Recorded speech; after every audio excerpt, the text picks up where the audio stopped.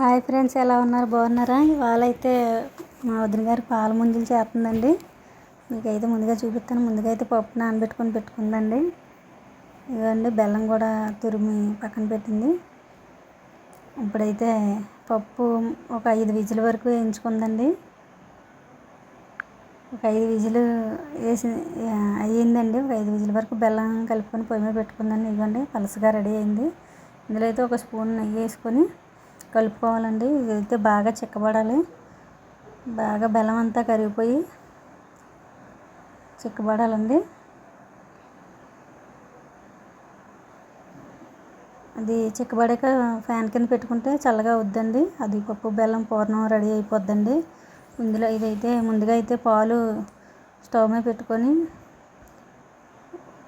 ఒక గ్లాసున్నర పాలండి, ఒక glass water వేసుకొని బాగా పాలు మరగనివ్వాలండి. మరిగాక బొంబాయి రవ్వ ఒక గ్లాసు, ఒక హాఫ్ గ్లాస్ తీసుకోవాలండి. పాలు మరిగాక ఇందులో అలా కలుపుకుంటూ ఉండాలండి. సిమ్లో పెట్టి బాగా కలుపుకుంటూ ఉండాలండి.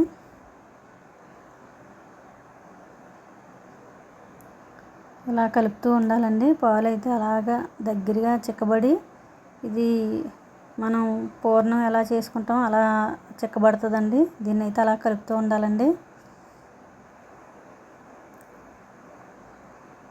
ఇలా కలుపుతూనే ఉండాలండి. పాలు కదా, అడుగంటకుండా. బొంబాయి రవ్వ కూడా కదా, అందువల్ల ఏంటంటే ఇప్పుడైతే కొద్దిగా నెయ్యి వేసుకుందామండి. ఒక 2 స్పూన్లు అయితే నెయ్యి వేసుకుందాం.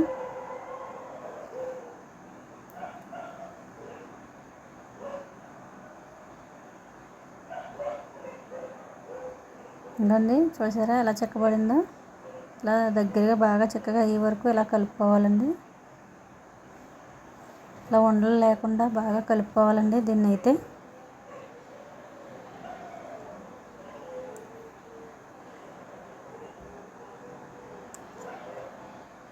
సరే దగ్గరగా అయిపోయిందండి. ఇది చల్లగా అయితే ఇంకా గట్టిగా అవుతుంది. ఇప్పుడైతే ఇది ఫ్యాన్ కింద పెట్టుకొని చల్లగా అయిన తర్వాత ఇలా చేతిలో పెట్టుకొని ముందుగా అయితే పూర్ణాలు ఉండలు చేసుకొని పక్కన పెట్టుకోవాలండి. ఇదండి ఇప్పుడు ఇలాగ దాన్ని అరచేతిలో పెట్టుకొని ఇలా పలసగా చేసుకొని పూర్ణం మధ్యలో పెట్టి ఇలా రౌండ్గా చేయాలండి. చేసి స్టవ్ వెలిగించుకొని ఆయిల్ పెట్టుకొని ఇప్పుడు ఈ పాల ముంజ అనేది ఆయిల్లో వేసుకోవాలండి. మీడియంలో పెట్టుకొని స్టవ్ హైలో పెట్టకూడదండి, మాడిపోద్ది. మీడియంలో పెట్టి ఇలా వేయాలండి. ఇవన్నీ చూడండి ఎంత బాగా వచ్చాయో పాల ముంజలు. నచ్చితే లైక్ చేయండి, సబ్స్క్రైబ్ చేసుకోండి. బాయ్ అండి.